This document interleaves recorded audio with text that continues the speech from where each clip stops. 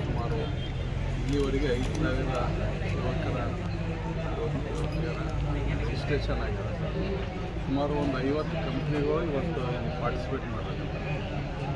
ಹಾಗಾಗಿ ಈ ಭಾಗದ ಯುವಕರಿಗೆ ಬೇರೆ ಬೇರೆ ಭಾಗದಲ್ಲಿ ಉದ್ಯೋಗ ಮಾಡಲಿಕ್ಕೆ ಅವಕಾಶ ಸಿಗ್ತಕ್ಕಂಥ ಕೆಲಸ ಇವತ್ತು ಆಡಳಿತ ಹೆಚ್ಚಿನ ಬರ್ತಕ್ಕಂಥ ಏನು ಕಂಪ್ನೀಸ್ಗಳು ಭಾಗದ ವಿದ್ಯಾರ್ಥಿಗಳಿಗೆ ಒಂದು ಹೆಚ್ಚಿನ ಆದ್ಯತೆ ಹೆಚ್ಚು ವಿದ್ಯಾರ್ಥಿಗಳಿಗೆ ಉದ್ಯೋಗ ಮಾಡೋಕ್ಕೆ ಅವಕಾಶ ಮಾಡಿಕೊಡ್ಬೇಕು. ನಮ್ಮೆಲ್ಲರ ಪ್ರಕಾರ ಹೆಚ್ಚಿನ ವಿದ್ಯಾರ್ಥಿಗಳಿಗೆ ಯುವಕರಿಗೆ ಇವತ್ತು ಉದ್ಯೋಗ ಸಿಗ್ತಕ್ಕಂಥ ಭರವಸೆ. ಈಗಾಗಲೇ ಸಾಂಕೇತಿಕವಾಗಿ 7 ಜನ ವಿದ್ಯಾರ್ಥಿಗಳಿಗೆ ಯುವಕರಿಗೆ ಉದ್ಯೋಗದ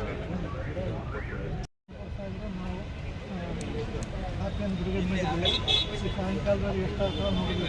ನಮ್ಮ ಡಿಗ್ರಿ ಕಾಲೇಜಿನಲ್ಲಿ ಸುಮಾರು 800 ಹುಡುಗರನ್ನು ಅಪ್ಲೈ ಮಾಡಿದ್ದಾರೆ ಅಂತ ಹೇಳಕ್ಕೆ ಇವತ್ತು ಸಾಯಂಕಾಲ ಇದೊಂದು ರೀತಿಯಿಂದ ವಿದ್ಯಾರ್ಥಿ ಯುವಕರಿಗೆ ಒಂದು ಒಳ್ಳೆಯ ಕಾರ್ಯಕ್ರಮ.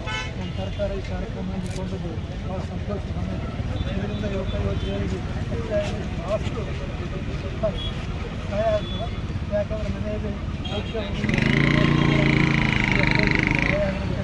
ಮಾಡಿರ್ತಾರೆ.